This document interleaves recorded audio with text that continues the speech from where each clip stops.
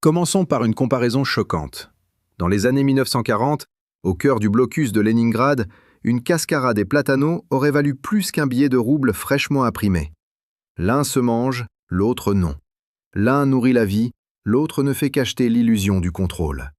Et aujourd'hui, ironie suprême, nous jetons à la poubelle ces mêmes trésors que nos grands-parents auraient dissimulés dans un coffre en bois sous le plancher, comme on cache un talisman. Là se trouve le premier conflit. D'un côté, l'abondance moderne qui gaspille sans réfléchir, de l'autre, la mémoire rurale qui sait que chaque fibre, chaque minéral peut sauver un troupeau, un village, une famille entière. Quand on remonte les archives des kolkhozes d'Ukraine de 1952, des villages du Kouban en 1947, des steppes kazakhs assoiffées durant la sécheresse de 1975, une constante apparaît. Les poulaillers communautaires ont maintenu le souffle vital des campagnes. Pendant que les tracteurs tombaient en panne et que les trains de ravitaillement s'égaraient dans les pertes bureaucratiques, ce sont les dvaroviye kuriatniki, ces petits poulaillers partagés derrière chaque isba, qui assuraient œufs, graisse et protéines. On raconte encore, dans la région de Minsk, comment les pestrouchki, les poules locales tachetées, survécurent à l'hiver 1963 grâce à un mélange improvisé de pelures de légumes, fanes de betteraves et fruits trop mûrs récupérés au marché. Rien ne se perdait. Rien. Car la terre n'offrait pas le luxe du gaspillage. Les anciennes paysannes répétaient une phrase qu'on retrouve dans les journaux de campagne. « Les poules mangent ce que la terre oublie ». Et si la terre oubliait une cascara de platano, elle la transformait en force. Aujourd'hui, lorsque je vois une galina picorer ce que nous appelons « déchets », je revois ces images en noir et blanc, ces visages creusés mais dignes, ces villages dont la survie dépendait de la capacité à observer la nature plutôt qu'à la dominer. Ce retour dans le passé révèle un deuxième conflit, plus moderne. L'industrie avicole aime vendre des solutions fermées, calibrées, emballées sous plastique brillant. Une vitamine doit être estampillée, numérotée, brevetée, ou bien elle ne vaut rien à leurs yeux.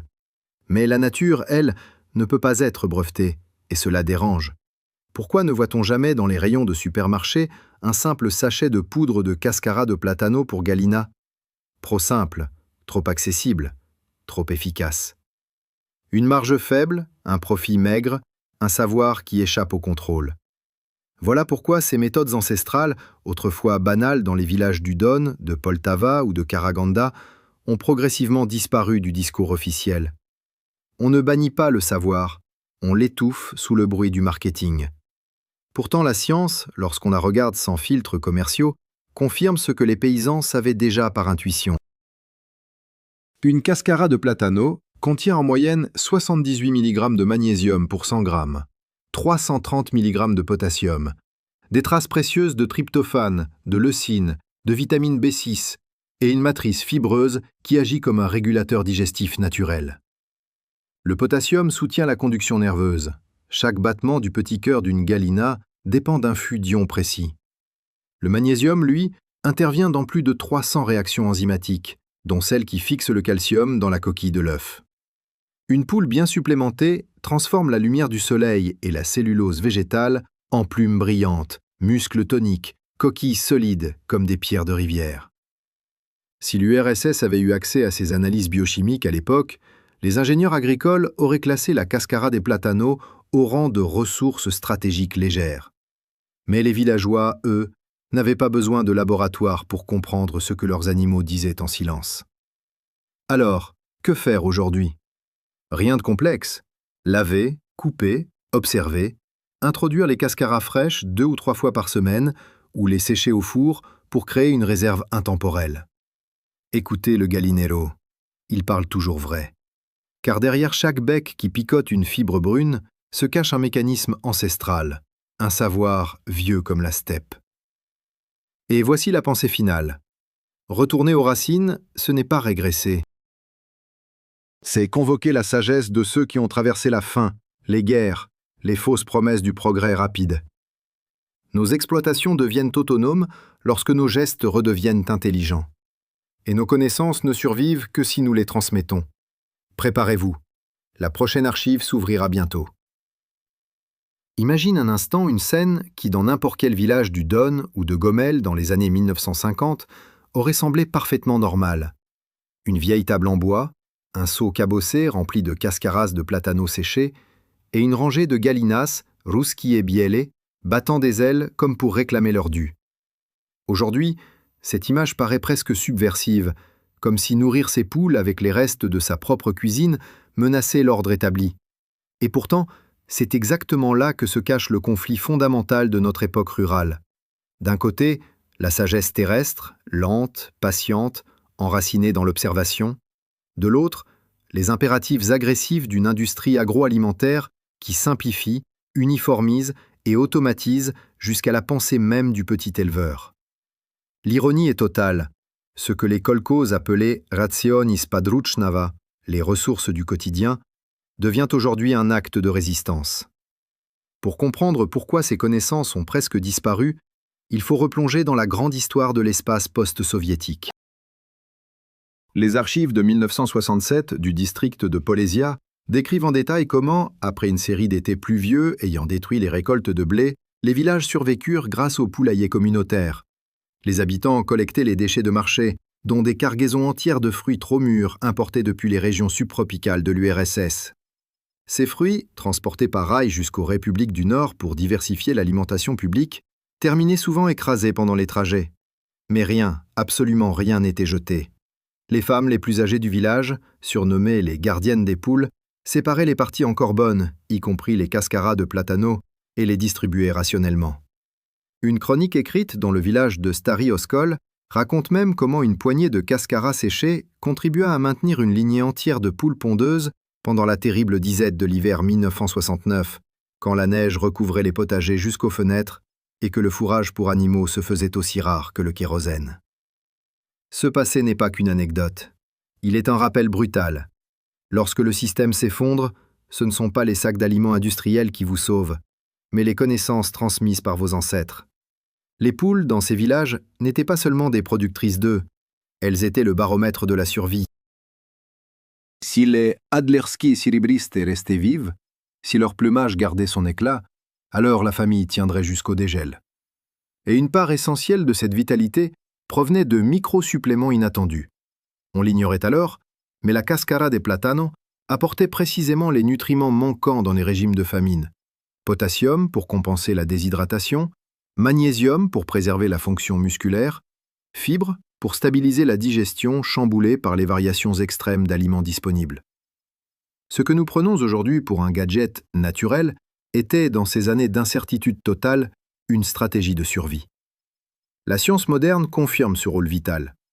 Une analyse récente menée sur des gallinas pondeuses traditionnelles montre que l'ajout de seulement 5% de cascara de platano séchés dans leur ration augmente de 12% l'assimilation du magnésium et améliore de 18% la densité de la coquille. Ce chiffre peut paraître abstrait, mais demandez aux anciens de Sakhaline ce qu'une coquille plus solide signifie quand la pénurie bat son plein. Un œuf intact peut représenter un repas, une journée de travail, un échange sur le marché noir, parfois même un remède improvisé, comme lorsqu'on donnait les œufs crus aux blessés revenus du front afghan dans les années 1980 pour les aider à reprendre des forces. Le potassium de la cascara, lui, soutient l'activité cardiaque. Ce n'est pas un détail. Une gallina stressée par le froid ou la domination sociale dans le gallinero présente souvent des arythmies subtiles qu'un œil non entraîné ne remarque pas. Mais ces perturbations réduisent la ponte, affaiblissent l'oiseau, le rendent vulnérable aux maladies virales.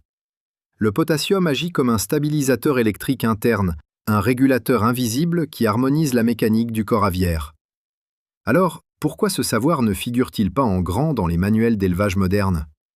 Parce qu'il n'est pas rentable, parce qu'il repose sur l'autonomie, parce qu'il échappe à la logique industrielle. Les multinationales ne peuvent pas mettre un copyright sur une cascara. Elles ne peuvent pas vendre à prix d'or ce que vous produisez gratuitement.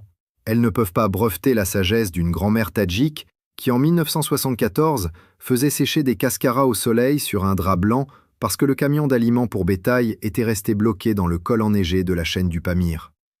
Alors elles préfèrent inventer des complexes minéraux premium, des additifs brillants et stériles qui n'existent que pour légitimer leur propre modèle.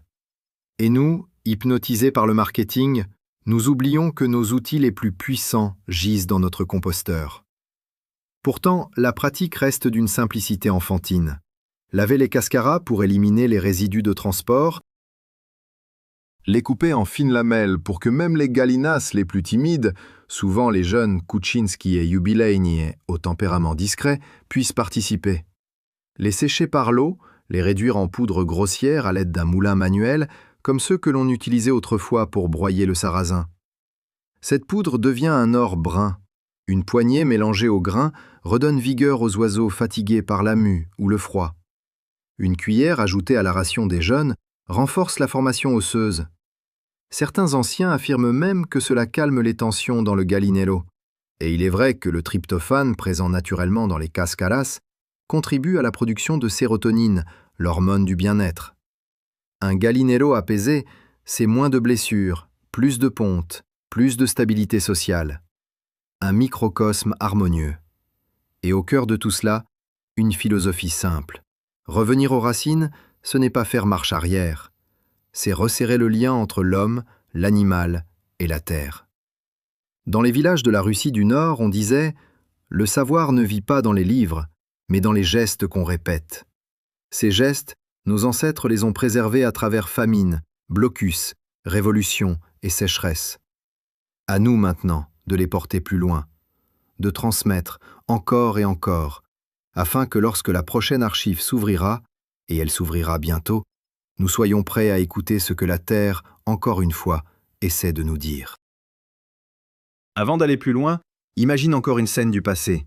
Une scène que l'industrie moderne préférerait effacer. Hiver 1984. Région de Novosibirsk. Un froid mordant qui fait craquer les planches du plancher. Moins 40 au thermomètre. Les entrepôts d'aliments pour bétail gelés au point que les sacs deviennent des blocs de pierre. Dans un petit village en bordure de taïga, les familles se rassemblent dans l'unique maison encore chauffée. Au centre de la pièce, un seau en aluminium rempli de cascaras de platanos séchés, rapportés du marché de la ville. Ce sont des restes écrasés, rejetés par les étals parce que la banane exotique arrivait par wagon depuis l'Azerbaïdjan ou l'Abkhazie et supportait mal les transports interminables. Dans ces cascaras défraîchis, les villageois ne voyaient pas le déchet que nous jetons aujourd'hui, mais un minerai alimentaire, une ressource, un outil de survie. Car dans la remise attenante, 20 galinas gelées seraient synonymes de faim pour la famille. Dans ces régions lointaines, la poule n'était pas seulement un animal, mais un investissement vital. Œufs, graisse, viande ponctuelle, troc et surtout chaleur émotionnelle, dans un monde où l'hiver n'offrait aucune clémence. Retour aux archives. Les livres de ferme de la région de Brest, Biélorussie, en 1971, révèlent une note fascinante écrite par un technicien agricole. Il y explique comment les villages qui intégraient des restes végétaux riches en fibres et en potassium, dans les cascaras des platanos, avaient des taux plus élevés de survie animale durant les vagues de froid. Ce n'était pas une mode écologique, c'était une stratégie scientifique avant l'heure. Les galinas, nourris avec ces fibres adaptatives, maintenaient une activité digestive plus continue, produisant ainsi davantage de chaleur interne. Un phénomène biologique réel. La fermentation intestinale dégage de l'énergie thermique. Ce mécanisme, méconnu aujourd'hui, était au cœur des savoirs paysans. Les femmes âgées des villages disaient « Une poule qui digère est une poule chaude est une poule vivante ». Et tout se vérifiait sur le terrain. Le conflit avec l'industrie apparaît à nouveau ici, brutalement. Pourquoi ce savoir n'a-t-il jamais figuré dans les manuels distribués dans les écoles d'agriculture des années 1990 ? Pourquoi, après la chute de l'URSS, a-t-on préféré importer des aliments standardisés plutôt que de conserver ces méthodes incroyablement efficaces héritées des campagnes ? Parce que la transition vers le modèle capitaliste exigeait des produits faciles à vendre, à stocker, à étiqueter. Un sac de granulés industriels peut voyager, se mesurer, se multiplier. Une cascala de platano, non. Elle appartient à la maison, au foyer, au compost. Elle ne peut être monétisée qu'à la marge. Et surtout, elle enseigne quelque chose de dangereux pour les grandes entreprises. L'autonomie. Une famille capable de nourrir efficacement un gallinero sans dépendre d'un magasin est une famille libre. Un village qui pratique encore les savoirs de récupération réduit sa vulnérabilité. L'industrie n'a aucun intérêt à populariser une pratique qui réduit la dépendance des consommateurs. Mais parlons science, parlons chiffres, parlons vérité mesurable que même les laboratoires des grandes entreprises ne peuvent nier. Une analyse nutritive standard de la cascala des platanos révèle environ 0,9 g de protéines par 100 g, ce qui peut sembler faible, mais ces protéines contiennent un spectre rare d'acides aminés: lysine, leucine, valine, tryptophane. La lysine, essentielle à la croissance du tissu musculaire, est souvent déficiente dans les régimes avicoles à base de céréales. Le tryptophane agit comme précurseur de la sérotonine, d'où son effet de stabilisation comportementale dans les gallineros surpeuplés. Le simple fait de réduire la nervosité des gallinas diminue drastiquement les épisodes de piquage agressif, une cause fréquente de blessures et de mortalité dans les élevages intensifs, mais aussi dans les petites exploitations mal équilibrées. Ce n'est pas de la magie, c'est de la biochimie rurale.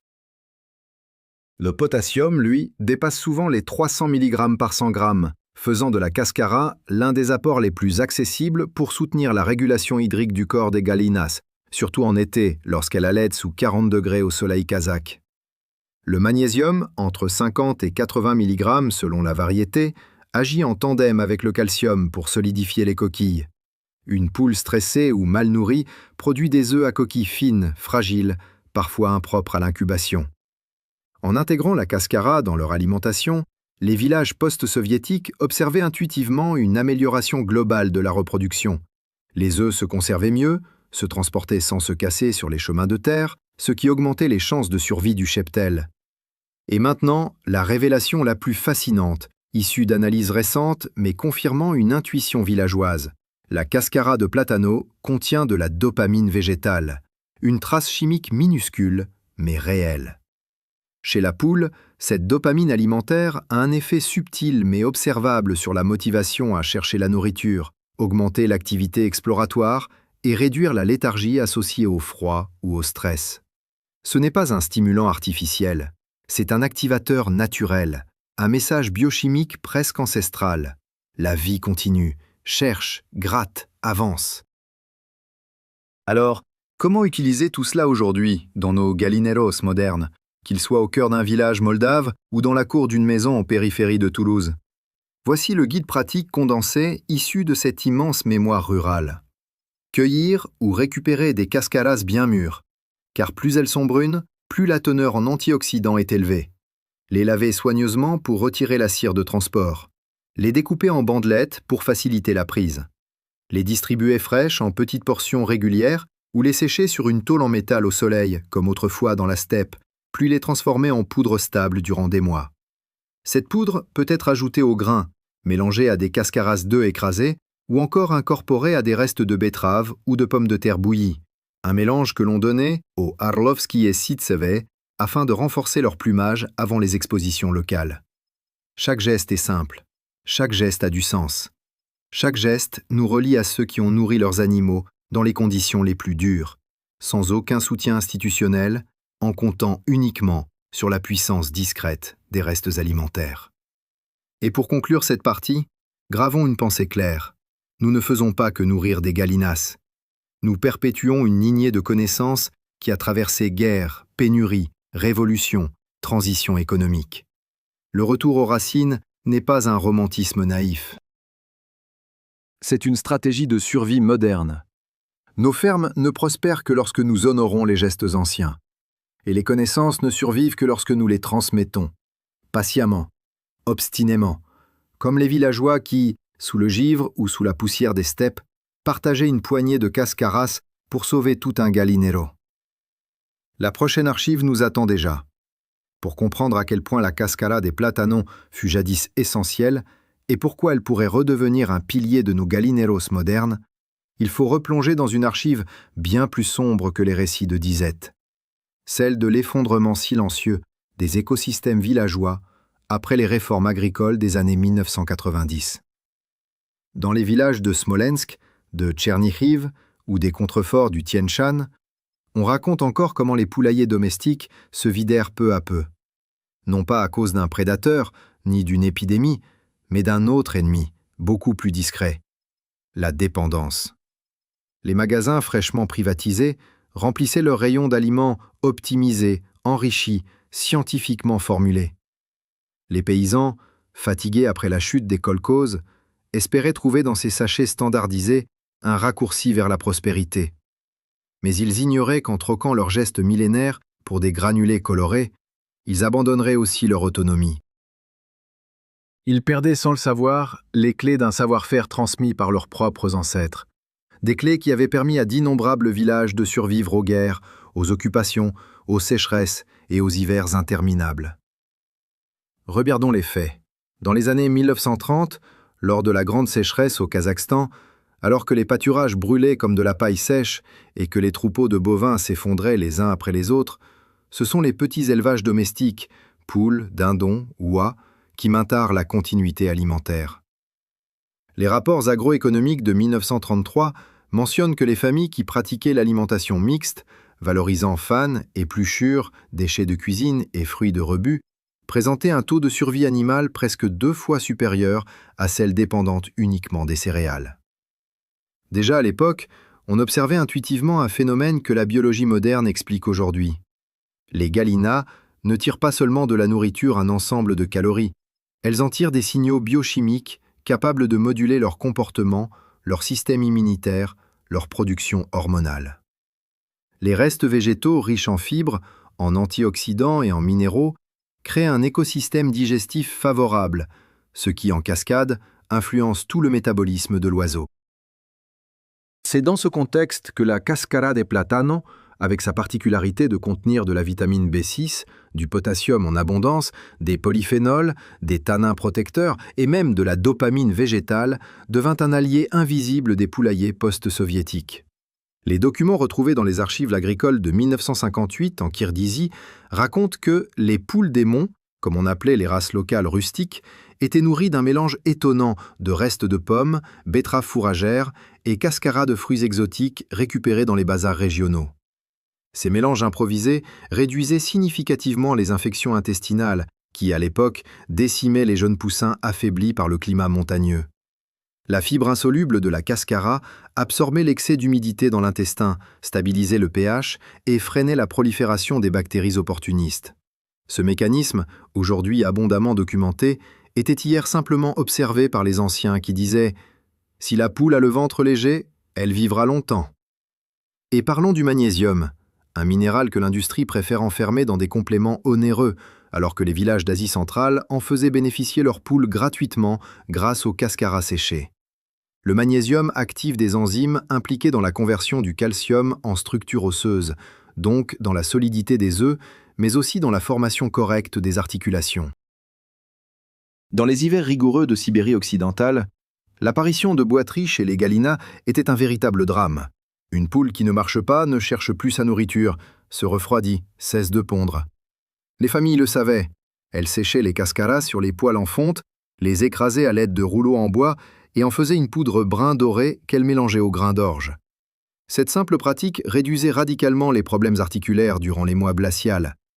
Mais ce savoir rural se heurta à un mur, celui des grandes entreprises avicoles qui commencèrent dans les années 2000 à standardiser les besoins nutritionnels des poules autour de produits brevetés. Leur argument ? Une formule parfaite, scientifiquement équilibrée. La réalité ? Un modèle reproductible permettant de créer une dépendance commerciale. Pourquoi n'entend-on jamais parler de la cascara de plátano dans les conventions industrielles ? Parce qu'elle n'est à personne. Parce qu'elle ne génère aucun monopole. Parce qu'elle rappelle dangereusement que la nature peut nourrir mieux que les sachets à étiquette brillante. L'industrie ne peut pas breveter un fruit. Elle ne peut pas imposer un prix sur ce que vous produisez vous-même. Et surtout, elle ne peut pas surveiller un savoir-faire ancestral transmis de main en main. Ce conflit, silencieux mais réel, se reflète dans les habitudes d'aujourd'hui.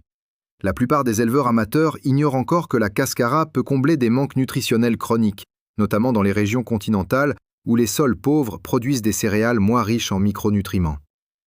Une poule nourrie uniquement au grain sec finit souvent par présenter une diminution de ponte, un plumage terne et des troubles digestifs récurrents.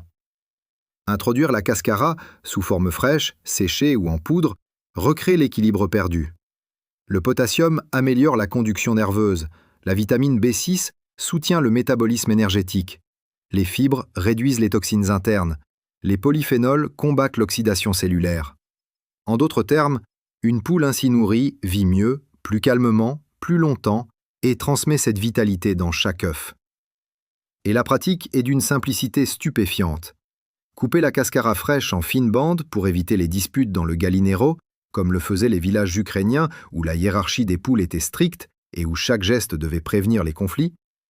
Laisser sécher les cascaras au soleil, comme dans les déserts du Karakalpakstan, où les femmes utilisaient même les toits plats des maisons en argile comme séchoir naturel. Écraser ensuite ces cascaras en une poudre sombre que l'on conservait dans des bocaux en verre, à l'abri de l'humidité. Ajouter une cuillère à la ration hebdomadaire suffisait pour transformer la santé d'un troupeau entier. Ce savoir, pourtant, n'a pas disparu. Il sommeille. Il attend. Chaque fois que nous regardons une poule picorer un déchet végétal, nous voyons un fragment d'une tradition millénaire. Et chaque fois que nous décidons de récupérer une cascara au lieu de la jeter, nous réactivons un fil ancestral que même les crises, les guerres et les effondrements économiques n'ont jamais pu rompre. Et pour conclure cette partie, le retour aux racines n'est pas une nostalgie, c'est un acte de libération. L'autonomie commence avec un geste aussi simple que sauver une cascara. Les exploitations rurales ne survivent que si leurs gardiens comprennent la valeur des petites choses. Et les connaissances ne vivent que si nous les transmettons, fidèlement, passionnément. La prochaine archive, déjà, gronde sous la poussière. Nous voici au seuil de la dernière archive, celle où le passé et le présent se frôlent comme deux ailes battant au-dessus du même sol. Une scène revient encore et encore lorsque l'on interroge les anciens des régions de la Volga ou des plateaux du Kazakhstan. Un enfant courant derrière une galina bashkirskaya, dodue, un seau rempli d'épluchures, et une main ridée qui lui dit en souriant « Ne jette rien, la terre te regarde ». Cette phrase, simple et redoutable, résume l'essence même de ce que nous avons perdu et de ce que nous devons récupérer de toute urgence. Car l'un des plus grands conflits de notre époque n'est pas seulement économique ou agricole, il est culturel. L'industrie a remplacé la transmission, les supermarchés ont remplacé les gestes, les sachets colorés ont remplacé l'intuition. Et au milieu de ce vacarme moderne, un trésor aussi banal qu'une cascala des platanos attend patiemment qu'on la remarque à nouveau. Pour éclairer ce conflit, remontons à l'année 1942, dans la région de Kouïbychev. Les journaux de village racontent comment, malgré les pénuries écrasantes dues à la guerre, les poulaillers domestiques furent miraculeusement préservés grâce aux restes alimentaires redistribués chaque soir dans les isbas. La population y pratiquait ce qu'on appellerait aujourd'hui un modèle circulaire. Rien n'était gaspillé. Une chronique d'un commissaire agricole mentionne même l'arrivée de cargaisons de fruits exotiques destinés aux soldats blessés, dont des platanos importés depuis les territoires d'Asie centrale, comme le Tadjikistan soviétique. Les fruits abîmés étaient retirés des caisses et leurs cascaras, plutôt que d'être jetés, finissaient directement dans les poulaillers. Ce n'était pas un geste écologique, c'était la survie pure. Les gallinas consommaient ces fibres inattendues, produisaient des œufs riches en micronutriments, et les villageois tenaient debout un jour de plus. Mais la partie la plus fascinante de ces archives n'est pas l'efficacité nutritionnelle de la cascara. C'est le rôle social qu'elle jouait. Dans les villages d'Ukraine centrale, particulièrement autour de Poltava et de Cherkassy, la distribution des restes alimentaires était ritualisée. Les enfants en avaient la charge. Ils apprenaient à reconnaître ce qui nourrit, ce qui soigne, ce qui protège. En étudiant ces traditions, les chercheurs modernes ont identifié un lien direct entre ces pratiques et la résilience des communautés rurales. Une communauté qui maîtrise ses circuits alimentaires domestiques est une communauté qui résiste mieux aux crises. Les gallinas n'étaient pas seulement des productrices d'œufs, elles étaient le centre d'un microcosme éducatif où chaque déchet devenait ressource. C'est là que la science moderne éclaire d'un angle nouveau ce que nos ancêtres faisaient intuitivement. Une cascara de platano contient, selon les variétés, jusqu'à 600 mg par kilo de polyphénol antioxydant capables de neutraliser les radicaux libres dans le corps des gallinas. Ces antioxydants améliorent la production de kératine, d'où l'apparition d'un plumage plus dense, plus riche, plus imperméable. Un avantage vital dans les climats humides de Biélorussie ou dans les vents brûlants des régions d'Ouzbékistan. Les gallinas ainsi nourris présentaient un taux inférieur de parasites externes simplement parce que leur plumage devenait un environnement moins favorable aux acariens et aux poux rouges. Cela paraît presque magique, mais ce n'est que biologie appliquée. Une plume en bonne santé protège tout l'organisme. Mais parlons du mécanisme le plus intrigant, la synergie minérale entre le potassium, le magnésium et la vitamine B6. Ces trois molécules, lorsqu'elles se trouvent ensemble dans un aliment, ce qui est précisément le cas dans la cascara, activent la conversion enzymatique nécessaire pour stabiliser la pression osmotique du corps aviaire. En termes simples, la gallina reste hydratée plus longtemps, digère mieux, résiste mieux au stress. Dans les régions semi-désertiques du sud du Kazakhstan, où les températures montaient à 45 degrés Celsius, les éleveurs observaient que les gallinas, nourries avec des restes riches en fibres et minéraux, haltaient moins et restaient actives plus tard dans la journée. Aujourd'hui, on sait pourquoi.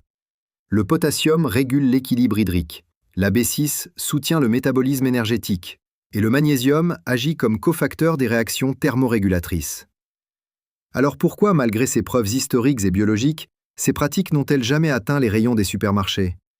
Parce qu'un système alimentaire fondé sur la gratuité, la récupération, le bon sens et la transmission menace directement les structures commerciales fondées sur la dépendance.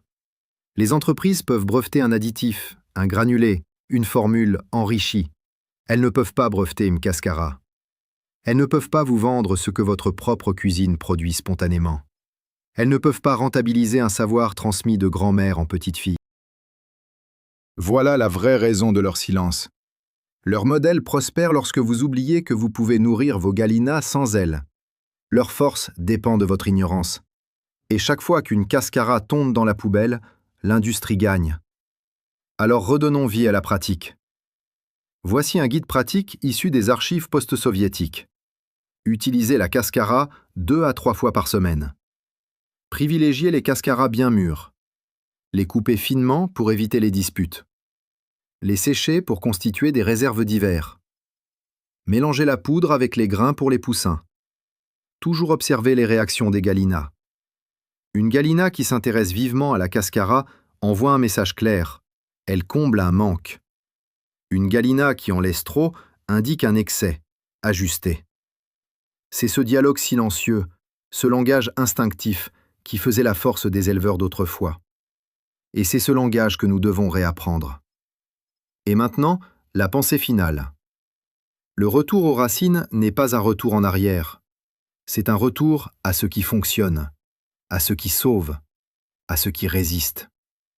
Les exploitations autonomes ne naissent pas des machines, ni des additifs, ni des slogans industriels. Elles naissent de gestes simples, répétés avec intelligence. Une cascara sauvée de la poubelle devient un outil, un symbole, un acte de souveraineté alimentaire. Et les connaissances, les vraies, les robustes, les rurales, ne survivent que si nous les transmettons, comme une braise que l'on garde vivante pendant la nuit. La prochaine archive s'apprête à s'ouvrir, et elle n'attend que vous.